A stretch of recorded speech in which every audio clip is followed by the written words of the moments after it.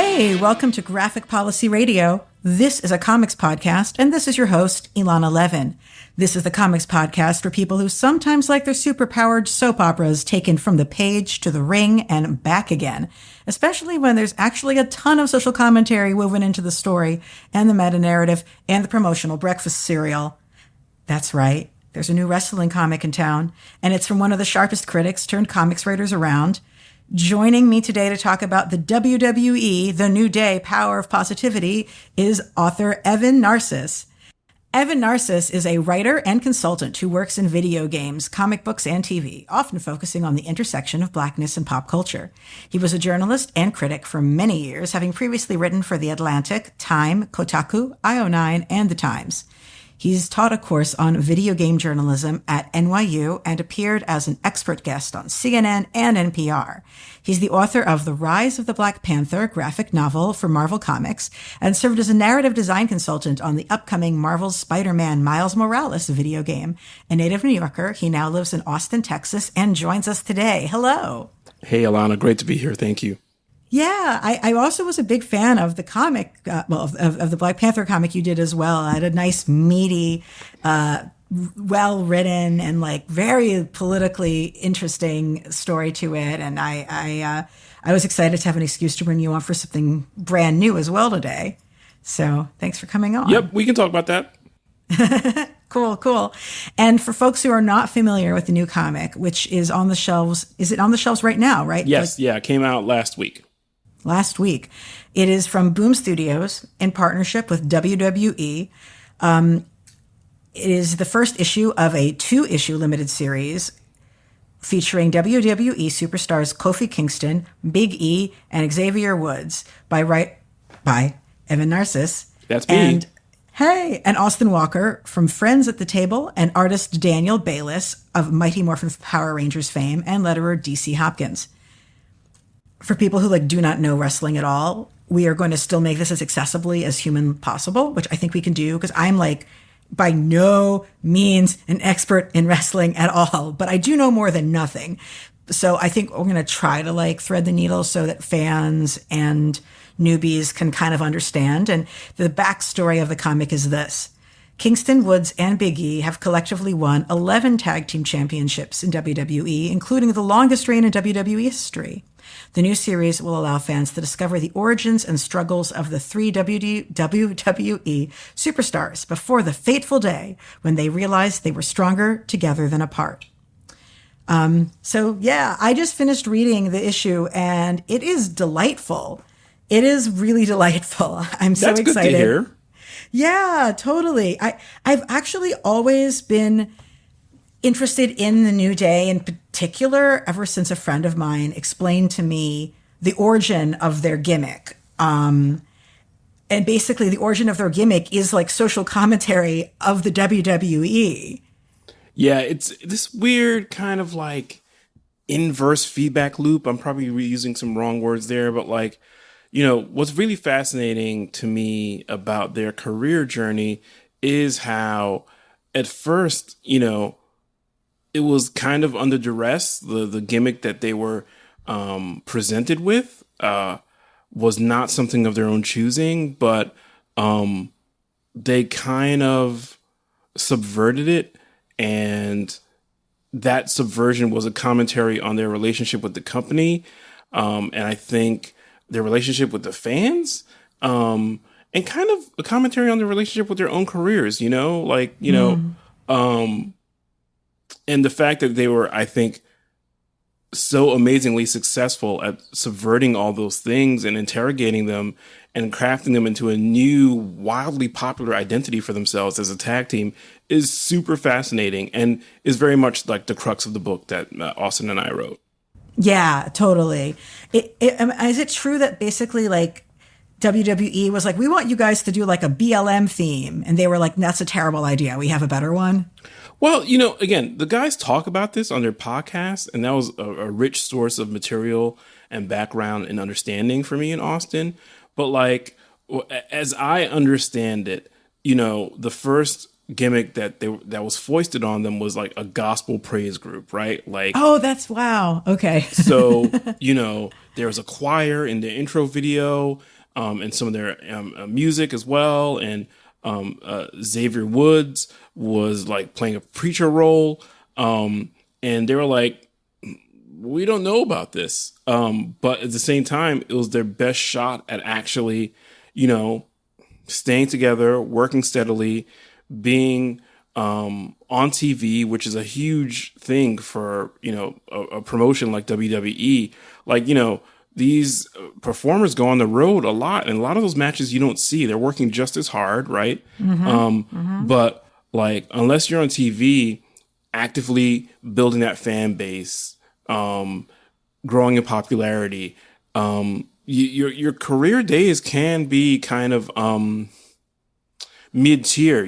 There's a expression in wrestling, it's just mid-card, right? Which is like, you're not at the top of the card, you're not necessarily the people, you're not necessarily performers that people come to see, but like, you're not like on the lower rungs, right?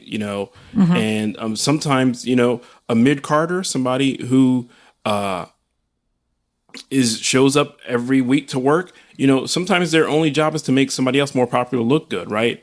And it can be a kind of purgatory, though, and the guys didn't want to be stuck there, right? So like, when you hear them talk about the early stages of careers and the importance of being on TV, that's why, right? Like, you get to develop the character and the persona and the gimmick in front of an audience, and if it works, you can ascend to the upper echelons of WWE ecosystem, right?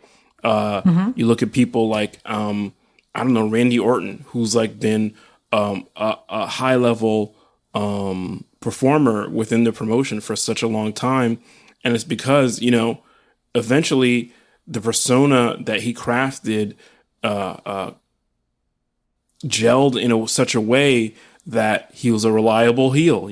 Like he used to be kind of like a character that seemed hard to figure out, but now it's like, oh no, that he's the cocky, kind of been here, done it all, seen it all type.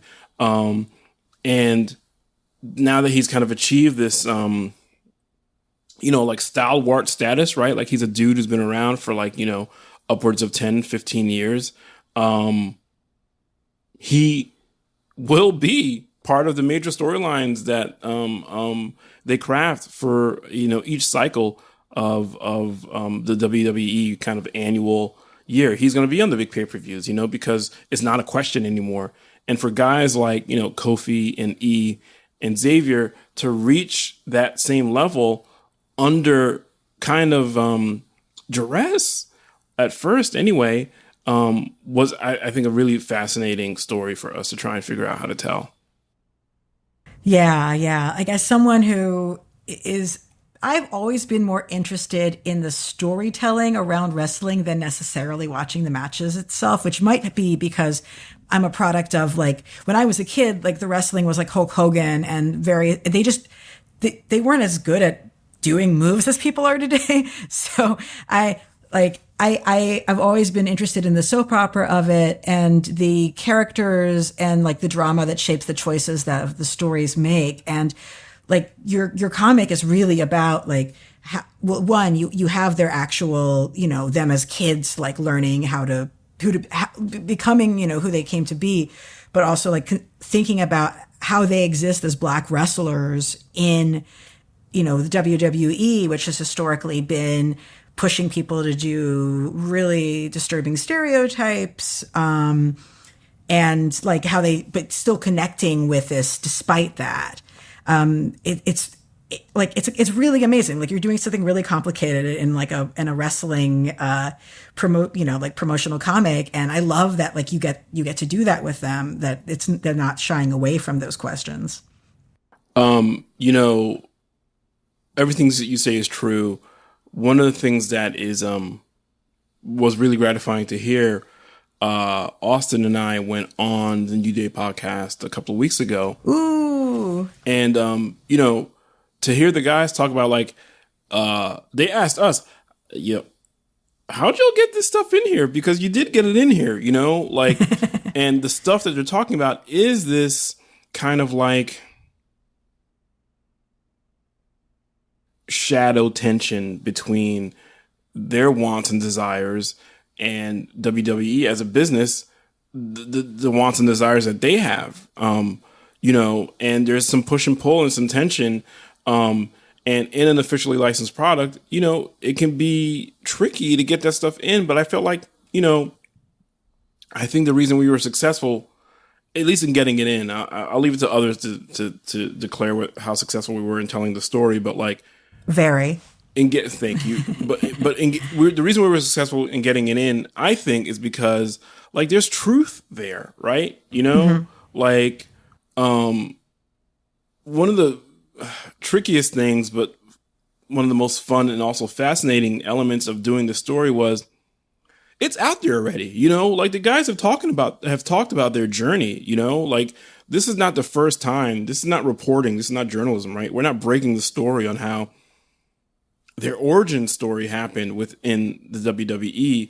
What we are doing is fictionalizing it and figuring out a way to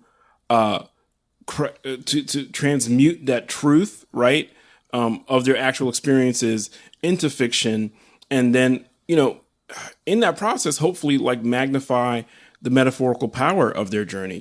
To me, hearing about those guys struggle to find a place, to believe in themselves, to work to believe in themselves, but then be surrounded by a larger overarching structure that doesn't believe in them, or they're not sure does, to figure out what their value is and how to achieve the best versions of themselves. That, I'm not a wrestler, but I know that story. That's been part of my career as a journalist, as a critic, and now a creator. And I know, rather, Austin and I knew that there was enough kind of similarity and common cause there that we'd be able to figure that stuff out.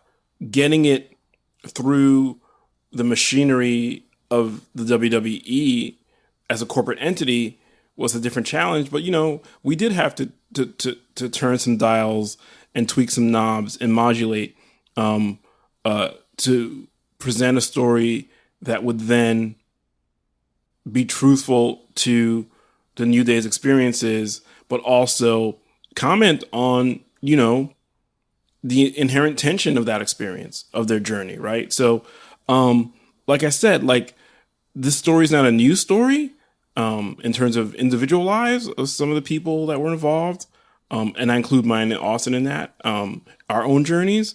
So it wasn't new, but it was like, okay, how do we tell this in a way where the truth survives, but it's told in a way where it can actually come out in the world. Yeah. I realize I should define for listeners who are completely unfamiliar with them, like, how would you characterize the New Day gimmick? Like I don't feel like I'm comfortable putting it into to me words. now to me, their gimmick is that they're heightened versions of themselves, right? So you have Xavier Woods, who's like a guy who likes anime and video games and is nerdy in that way. You have a Big E, who's a dude who is hilarious and funny. He's a guy who kind of subverts your initial notions about him, because you look at him and he's a big dude and maybe he's not that smart or whatever, but like he's sharp as a razor. Yeah. And his improvisations on the mic when they're doing promos and talking trash in the ring are hilarious.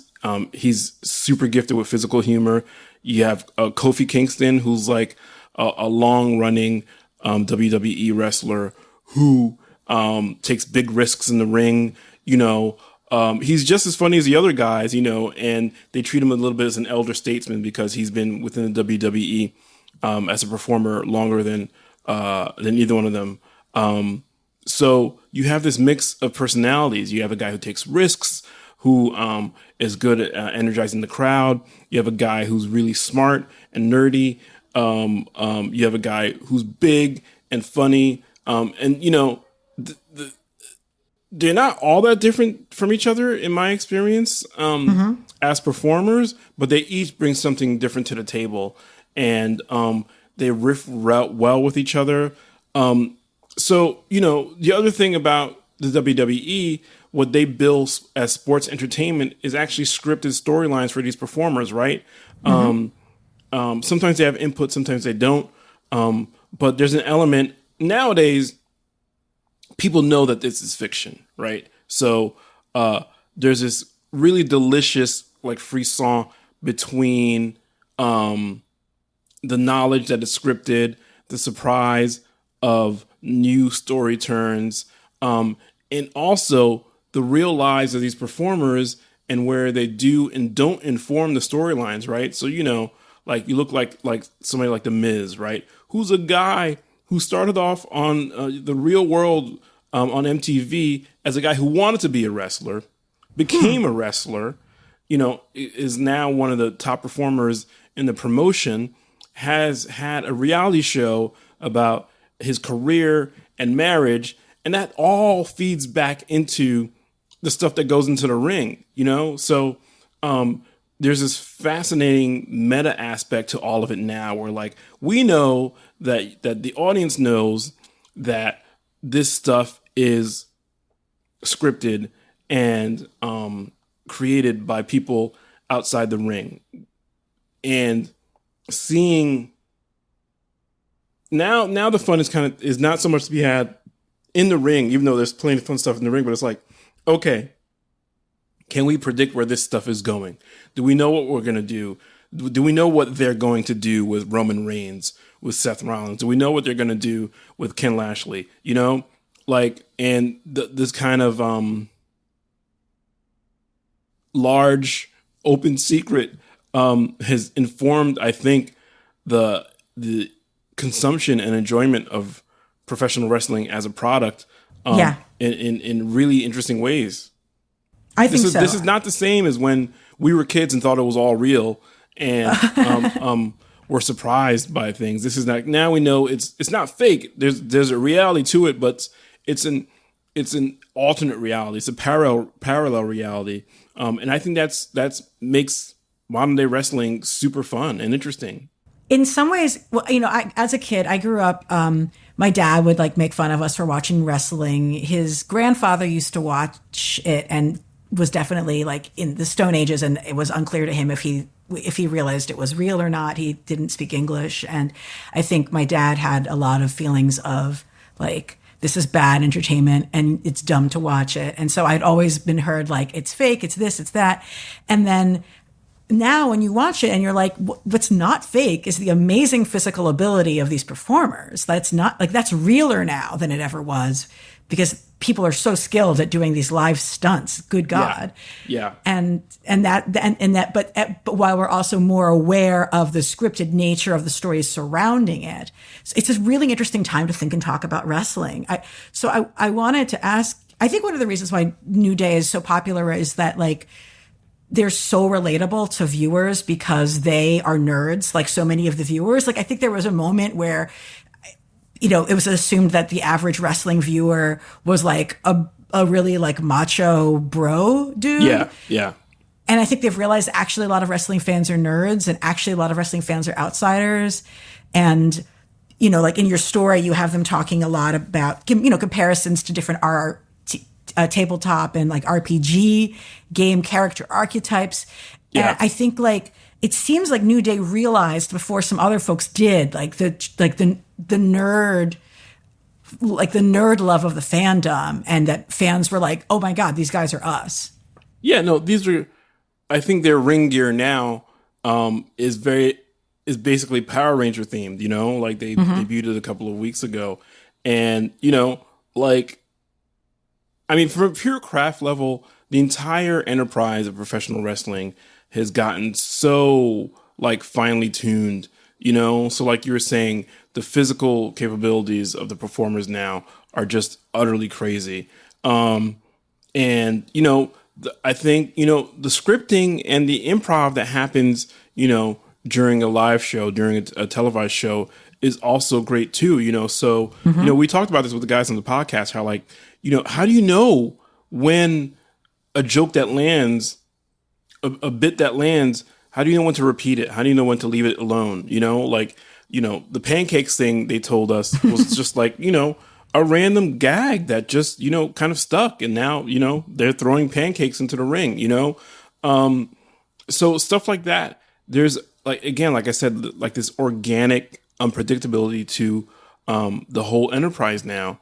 But I think one of the reasons that the New Day is so popular is because, like you said, they were at right place, right time to align with a larger ascendancy of nerd culture, And when I say nerd culture, I'm talking about things like video games and superhero genre comics and, all that kind of stuff, tabletop games, all that stuff, the stereotypes that you and I kind of grew under where it was perceived as juvenile or lowbrow or childish, all those things have kind of faded away, right? So I think, again, the New Day were in the right place at the right time, and we're able to, again, infuse their in-ring personas with that stuff in a really great way. So, there was a plot line about them, building a time machine, and, doing all kinds of wacky stuff. Like, it's the kind of thing that would have seemed so weird like 10, 15 years ago, but now it's like, okay, yeah, sure.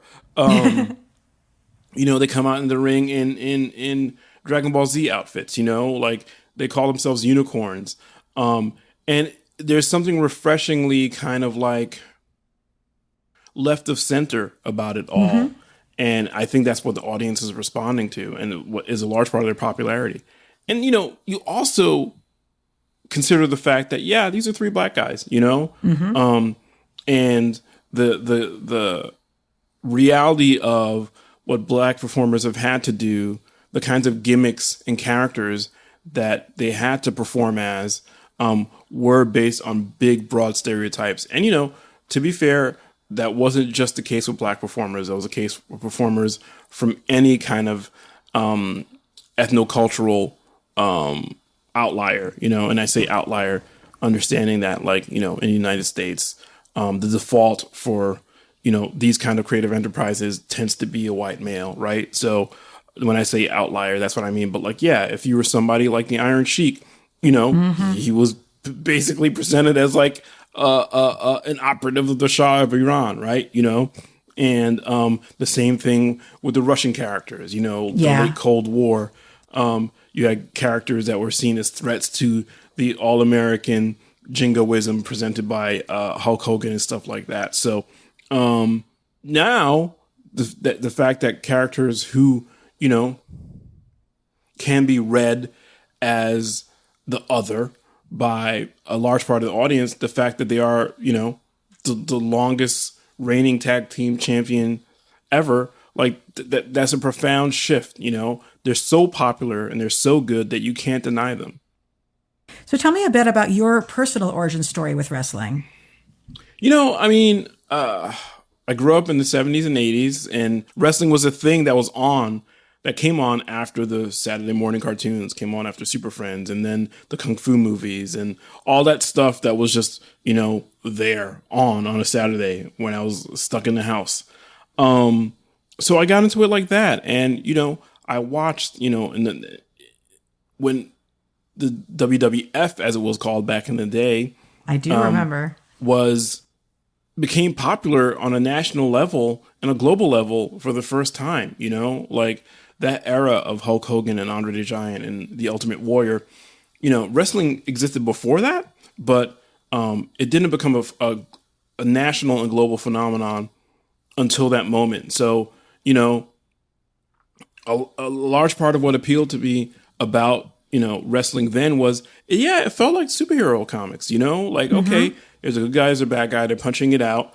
There's a lot of declamatory, statements made about, why they deserve your support. It's a great trash talk. I still sometimes when I'm feeling down, I'll go look at videos of Macho Man Randy Savage's promos, which they're so good, are so amazing. They're brilliant. And all that stuff was like off the cuff, and Yeah. So the creativity was always there, right? But there was always this metafictional layer that required the audience to believe that this was a window into an alternate reality that you were looking at, and it was quote unquote real.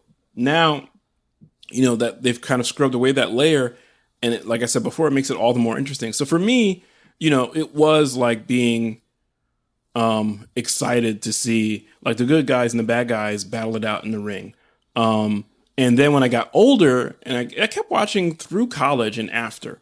That included some rough times in the history of wrestling. Yeah. But it was more about like, how transgressive would they be, right? And some of that was, some problematic stuff that was like not kind to people, again, from marginalized groups. But there was this idea that like wrestling was going through its own adolescence, right? And watching that happen was kind of interesting to me.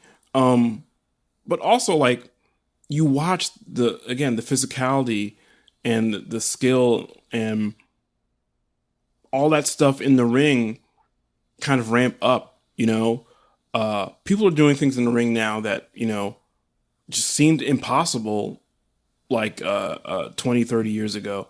And so that's part of what kept me watching. I don't watch as much as I used to, but again, I think like you said, so many people from so many different walks of life that again had previously been kind of like aligned against wrestling, right?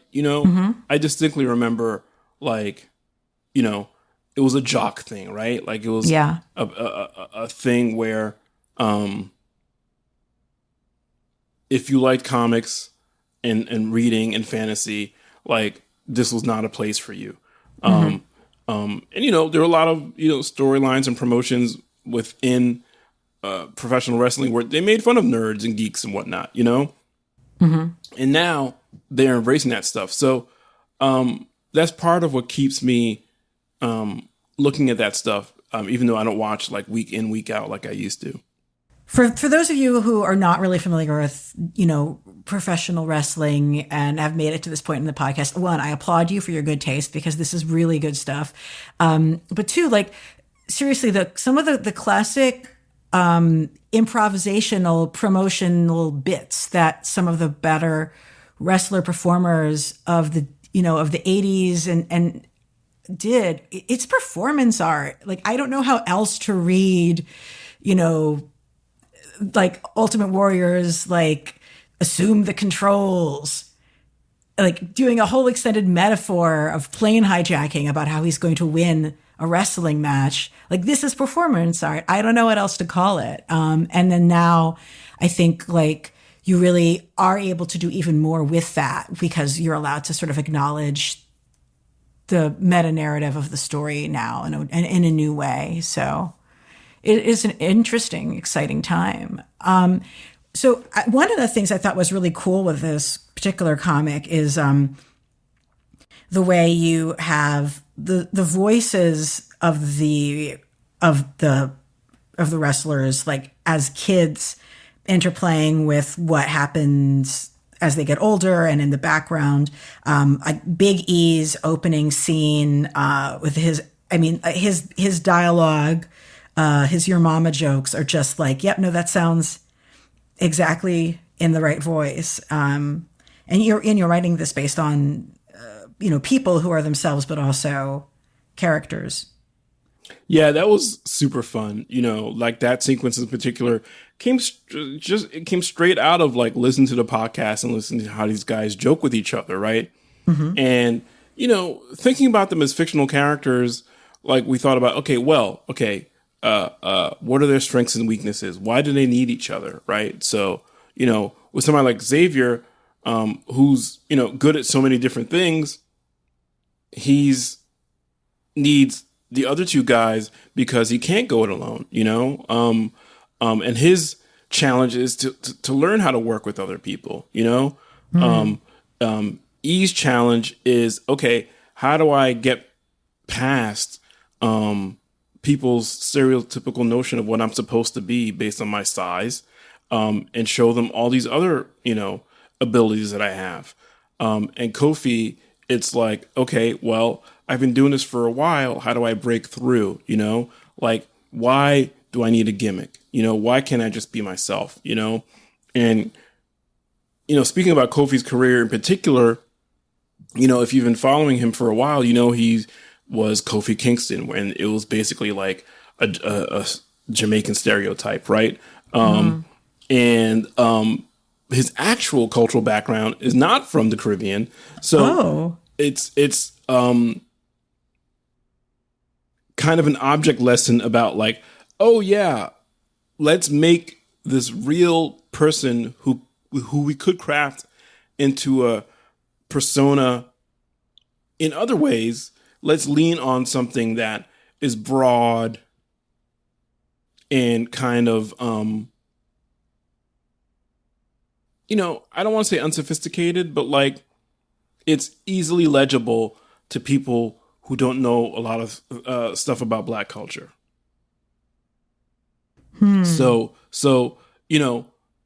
again, as a character in the fiction, Kofi's challenge was, okay, how do I have a professional career and not submit to the gimmicks and stereotypes that they want to kind of place on me? So, once we figured that stuff out, like Austin and I were able to figure out, okay, well, here's where they can help each other. And, in the story, like when they come together as a new day, when they're brought together as a new day, it's like, okay, we have a panel where Kofi's like, oh, not this again. They're going to try on gimmicks because he's been through that in his career already. And it was just like, again, taking the guys' actual experience of having to develop their careers, sometimes under duress, sometimes with directives they don't necessarily agree with, and like fictionalizing that. Yeah. Yeah. I think you really nailed it. I'm really delighted by this comic and excited that we get a whole nother issue of it coming out soon too. How did you guys get connected with doing this particular title? So all credit on that goes to some editors at Boom. Sierra Hahn, who's an editor I've known there for a while, had always been wanting me to do a project for them, and we never could find anything that quite fit. Boom has had the WWE Comics license for a while now, and she recommended me to Chris Rosa, who was the originating editor on this project. He's no longer with Boom, but Chris is a Black man, and he's read some of my work as a critic and my comics work too, and he was like, I think you could do what I'm trying to achieve here. And so we talked about like, okay, our love of wrestling, loving this sport that, as is so often the case as Black folks in America, you love something that doesn't love you back, right? Yeah. And what is the tension there, and what does it mean to endure that? How can you thrive in such a dynamic? So that was kind of like the thematic kind of kernel that we built the project around. And like, to be quite honest, Ilana, like I sat and I could write this myself, right? But I could also bring somebody in, and I proposed to bring in Austin Walker as a co-writer, and they didn't have a problem with it. And I knew what I would be getting there. Austin is a great storyteller and world builder. He's funny, he's sweet. I love him to death. But he's, also has kept up with the modern era of wrestling that in a way that I haven't. So, I think we were and it's going to sound terrible, but it's just not planned. I think we were a good tag team because we can each do something that the other couldn't. And, I had more experience writing comics than Austin did. So it turned out to be a really great synergy that we had. And that's kind of how things got started. That's awesome. I love it. So, you were someone who was doing a lot of critical work for a long time. Like I figure anybody listening to this show has read your critical work before. So how did you make the pivot from being a critic to like literally writing a Black Panther comic? I mean, it sounds corny, but that came straight out of my criticism, like I've been writing about Black Panther as my favorite comics character for a while, and there was a time when he didn't have a book on the stands, and I was like, okay, I hope they do right by my favorite comic book character. That was like, I'm paraphrasing the headlines of something I wrote back in the day, and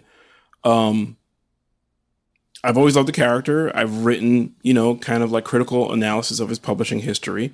Yeah. And it was those pieces that led Marvel to reach out to me. And, I can't obscure the fact that Ta-Nehisi Coates and I were friends, but like when Marvel approached me, it wasn't because we were friends. It was because they read my stuff about Black Panther. And yeah, because everybody has read you on Black Panther. So, yeah. And they thought it might have something to say about the character and to add to, the mythos, which, was super flattering and, made me incredibly nervous. And the pressure of being like, oh, okay, you've been talking the talk and you walk the walk. But that's how it started. It was Marvel asking me if I, could take on this project. And I enthusiastically said yes, figuring out, how to do my day job, which was to cover comics and nerd culture while also writing this project on the side, which pretty much meant I wasn't writing about Marvel or superhero comics. For the most part, when I was writing Rise of the Black Panther, I wound up doing, more video game stuff, more movie reviews, a bunch of other stuff. And I'm really grateful that, my editors at IO9 were able to carve out that niche for me.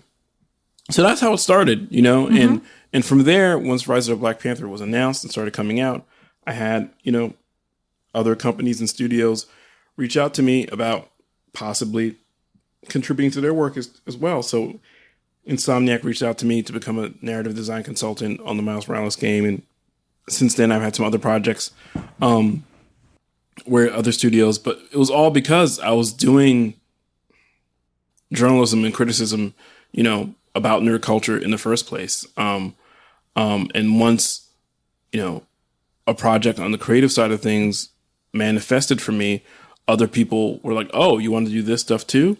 So, I have friends who say, don't say you're lucky. You were preparing for this all along. And that's true. But like, there definitely was a moment of like the stars aligning.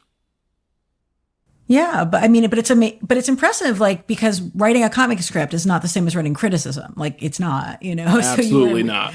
You were really able to just pick up and do that. I actually think like, your Black Panther series is like a really good, like, let me just hand this to you, Black Panther, like, book to just give somebody. Do you know what I mean? Like, I think it's self-contained and really compelling, and especially like if there's someone who is thinking about the political implications of Wakanda existing in the world, like it's a really great comic for that. It's really accessible, and so I know that when people were talking about, I see the movie, I want to read some of the comics, what should I do? I was like, actually, Rise of the Black Panther is a pretty good way to go on that. Thank you, Ilana. Like, but also that was intentional, we knew this comic was coming out in January of 2018 and the movie was coming out in February of 2018. And so, part of the idea, I won't say mandate because it wasn't explicitly communicated to me, but the idea was, okay, make this legible and interesting to people who haven't been reading Black Panther stories for the last 50 years, Yeah. And that was, a fun part of the challenge for me, like, yeah, okay, well, how do you sum up this character's origin story in a way which isn't just repeating the beats from before?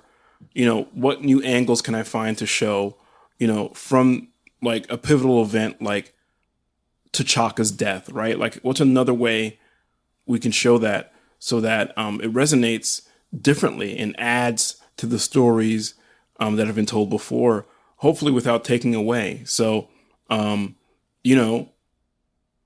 me, the whole germ of the main plot line in that book was thinking about, wait a minute, there was a moment when Wakanda was hidden and secret and isolated.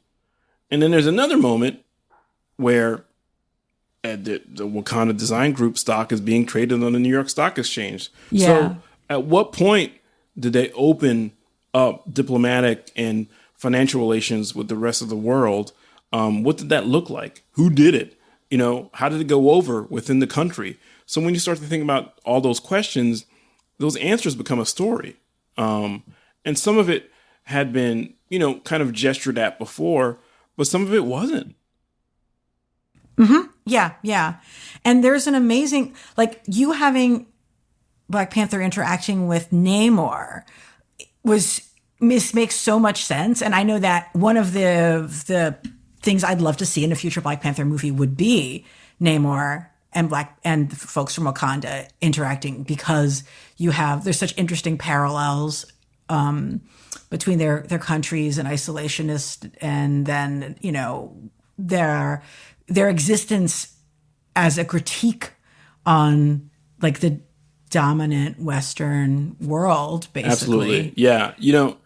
To me, it's such a natural pairing, and that was not like an innovation I came up with. They have history, right?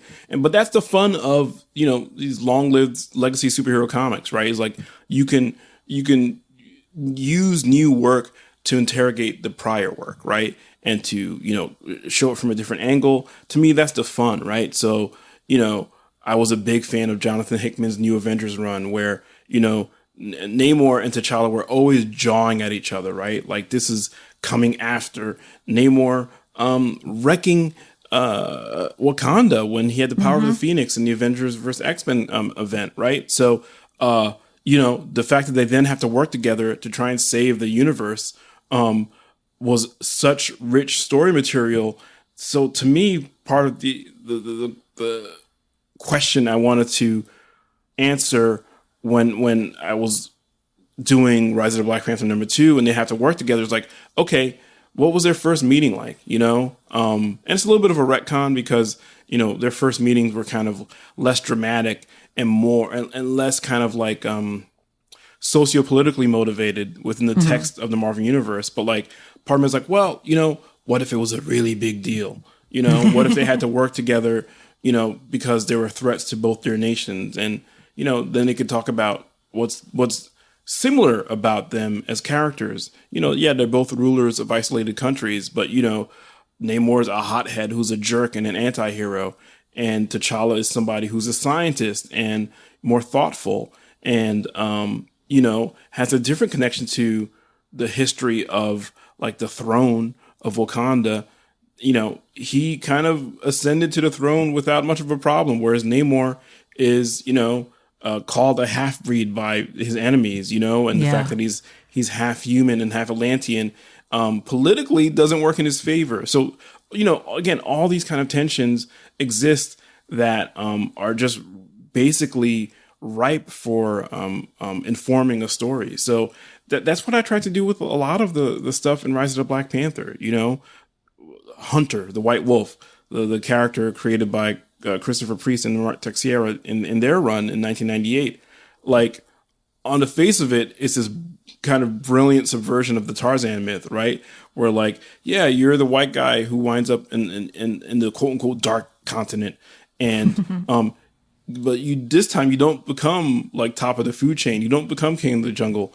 Guess what? The jungle already has a king. And he adopts you.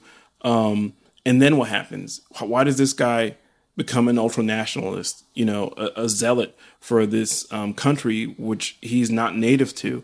And what utility does he serve the Wakandan kind of like governmental apparatus? So that stuff was, you start with a character who, if you think about it, has all these unanswered questions around his existence within the fiction, and then you try to answer some of them, while also not upsetting the apple carts of the past from past stories. So, when it came to like, I was like, that was one of the challenges I gave myself, is to make as many different like iterations and interpretations of the Black Panther mythos fit with each other, right? So the kind of mad scientist science fiction crazy 1970s run written and drawn by Jack Kirby. Like, can I make some of that work? With alongside the kind of like realpolitik, socio-political stuff from Christopher Priest's run in 1998, and can I make that sit next to Shuri, a character who didn't exist, like 10, 15 years ago. Shuri gets created and introduced, I think, in 2006 during the Hudlin run. It's either 2006 or 2005. I'm probably getting the dates wrong, but yeah, thereabouts. One of the things I like to say is the Christopher Priest Black Panther would have been totally different if Shuri existed. Yes, Christopher Priest Black Panther is somebody who's broody and Machiavellian and keeps his emotions, hidden and secret. And if you have a little sister in the mix, she's not letting any of that happen. She'd be like, get over yourself and let's go do this thing. So I think the character changes over time, and revisiting, the first year of his reign as king in Rise of the Black Panther, with that as a kind of conceit, that just let me play around with all these things. What if Hunter was there from the beginning? What if Shuri was there from the beginning? How do I work in this half brother that Kirby created as like a throwaway villain of the month and give him some deeper meaning within, T'Challa's life story? So it was really fun to do, but, to go back to your question that you asked, like, 10 minutes ago, like, yeah, it was meant to be an introductory text for people who would go see the movie, but also, it was meant to be a portal into the rich publishing history of its character that is so like multivalent and sometimes contradicts itself. It was meant to, okay, let's see if we can find something harmonious within all these contradictions of his own publishing history. So that's kind of what I tried to do there. Yeah, well, definitely succeeded. And one of the things I think I wrote a little blurb of it when it came out, and I think I said it had a Claremontian tendencies. And when I heard you on Cerebrocast talking about Dazzler, and which confirmed, of course, your Claremont fandom. Oh yeah, I'm a big Claremont fan. I was like, well, of course, he's a Claremont fan. Yeah, how do you feel like because I felt like I saw the influence in his work. And one of the ways was simply that like you were like writing like a texty text for that book, but in a way that like is good and makes you feel like you got your money's worth, rather because like stuff can either be too much text and you feel like you're gypped because their art isn't doing its job, or sometimes things are so decompressed and that you're just like, this took me like 2 minutes, I don't know what to tell you. You've kind of like got that balance right in there. I don't know. I tried, like I still consider myself to be a journeyman comics creator. I'm still learning the craft, and if I had to do it all over again, I probably would have written it differently. And, I'll be honest, sometimes I look at the pages of Rise of Black Panther, it's like, oh, you could have cut this stuff down a little bit. But at the same time, I think as a fictional culture, as we understand them, like Wakandans hold forth, they they talk shit. Yeah. They give speeches, they're prone to waxing poetic about, their culture and history and what makes them so special and different. So like, that's part of who they are already, like, and I didn't want to make it like terse or, I didn't want to feel undernourished, like this is who they are and this is how they express themselves. And, that sense of Wakanda for me is really deeply felt, right?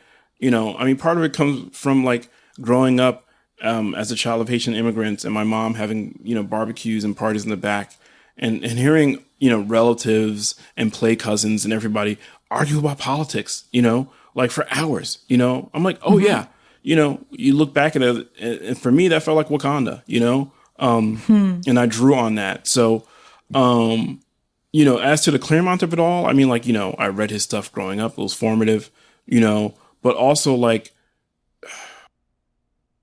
the one thing I learned from reading Claremont's comics and other comics at the time that did this well, like Wolfman Perez, Titans, is like, you can express a sense of a single character from how they interact with others, right? So, like, when T'Challa meets Storm in issue 5 of Rise of the Black Panther, it's different than when he meets Namor, right?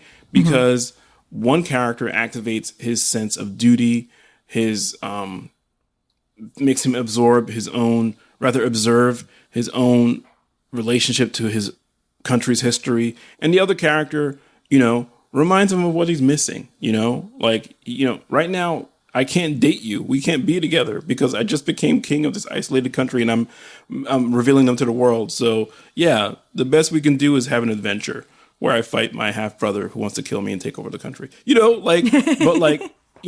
signifiers for his character, they work differently, and seeing how he responds to them, you get a sense of who he is. So, and that's something I learned through reading Claremont. Like the way Magneto reacts to somebody like Wolverine versus Kitty Pryde tells you two different things about his character, and gives you a more dimensional sense of who he is as a person. So, that's Claremont all day, I think. Awesome. That's very, very well said. And you mentioned some of your work doing as a narrative designer on the Spider-Man Miles Morales video game. What does that mean? Like, for folks who aren't familiar with that concept. So, it means that I helped work on the story, like there was a lead writer, that was Ben Arthman. And there were other writers like Mary Kenny.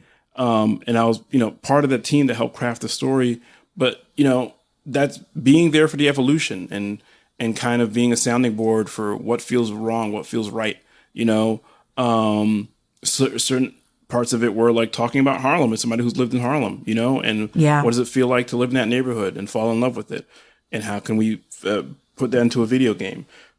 Part of that is somebody who's written Black superheroes and written about writing about Black superheroes and thinking about, okay, well, the symbolic power of this character, how can we, make that part of the text of the game, the experience of playing the game. And part of it was writing some of the side missions, and helping come up with the ideas for some of the side missions. So, the job is different with each studio and each project. But in that case, it was like very much like a full-bodied collaboration and partnership. Like, I can definitely look at that game and be like, oh, okay, there's parts of me that are in it. And I contributed to that game in a meaningful way. So that's good. It's different than comics because, I have the first and last say on what a character says and does in a comic. In a video game, there's all kinds of other demands that are being placed on the storytellers. And that group of storytellers includes people who do the animation and the game design, puzzle design, sound design, all this stuff, so you're part of a team that includes hundreds of people, maybe 6 or 7 people work on a single comics project at any given time. So the scale of the endeavor is totally different. And you have a different kind of, mandate as a storyteller when you're working in collaboration with that many people. But it was really, really fun. And I love that game a lot. Well, I'm just glad that they brought in someone who can talk about living in that particular community and place because I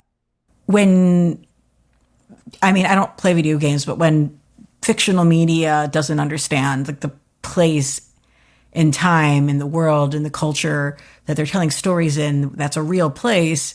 It's really freaking irritating and it's not as interesting. It's just not as good, Yeah. Like we definitely tried to build a sense of place and, to make that East Harlem neighborhood where Miles finds himself after the events of the previous Spider-Man game. We wanted to make it feel lived in, like it has its own history, its own culture, one that is quite honestly foreign to him. He may be Black and Puerto Rican, but he grew up in Brooklyn. He doesn't know what it's like uptown. He doesn't know what it's like where his mother grew up. And, when you move to a new place and you're dealing with grief and loss, you acclimate differently, and then you got to be a superhero on top of it.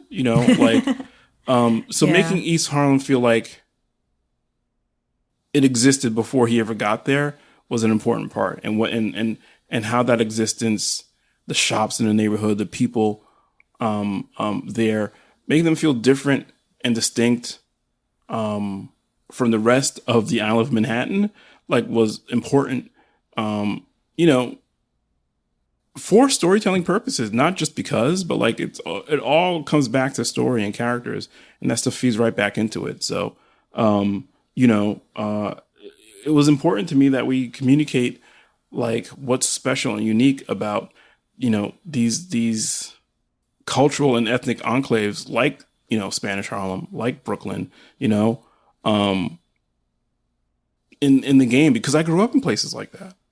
Yeah. And it's going to be so much richer for having had that contribution. So I think people who play video games should be very excited I mean, about that. I hope so, and we definitely tried. I think we succeeded, but again, ultimately that's for other people to say. But like, I'm really happy with how it turned out. Awesome. And I'm really happy with, with your wrestling comic as well. And I just like really hope folks check it out. And do you have anything else coming on the horizon that you want our listeners to know about? Yeah, so it's another video game that I was a narrative design consultant on. My involvement will be revealed that soon.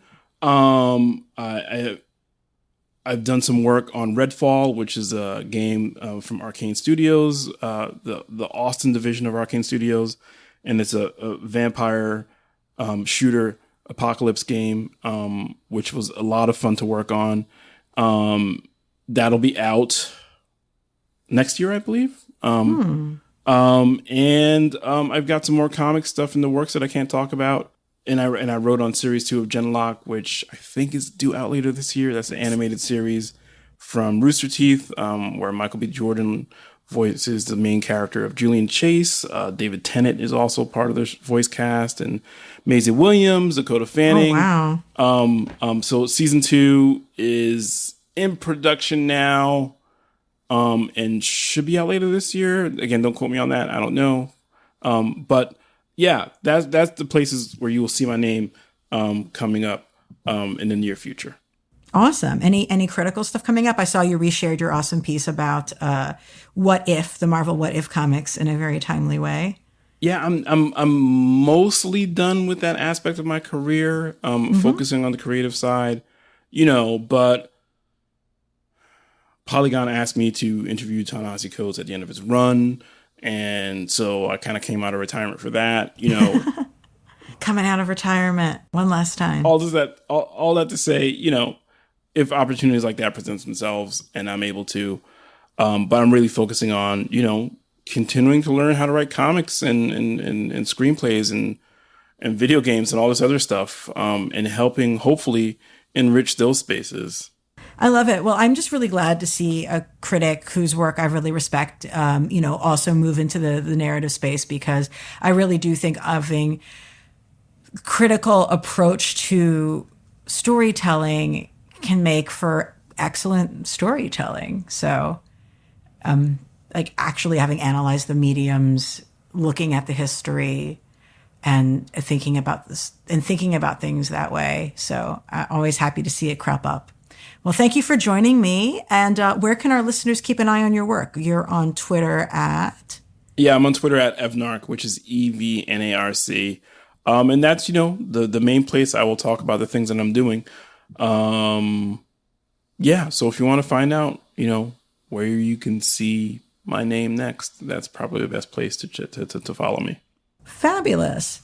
And for my listeners, I was just on an episode of One Shot Test Kitchen, which is an RPG podcast. Those are some of the folks who we had on my show to talk about getting into tabletop role-playing games. They invited me on their show to do a playthrough of a heavy metal role-playing game called Umlaut. So if you want to hear me and frequent guest on the show, John Arminio, role-playing as metal bands, trying to play and duel our way to success, you can check that out on One Shot Test Kitchen podcast. And I'm going to be back on Progressively Horrified to talk about more Hellraiser very soon. And of course, on my show, we've got coverage of Loki and Black Widow and all the other good stuff, as well, of course, as more comics. If you listen to this show, I would love to get some updated reviews on our iTunes. Do an iTunes review. Let me know. You'll forever be in our gratitude. And of course, you can ask me questions or check out whatever I'm up to on Twitter, where I am a little bit too much at ELANA_Brooklyn. That's Ilana_Brooklyn. Until then, keep it geeky.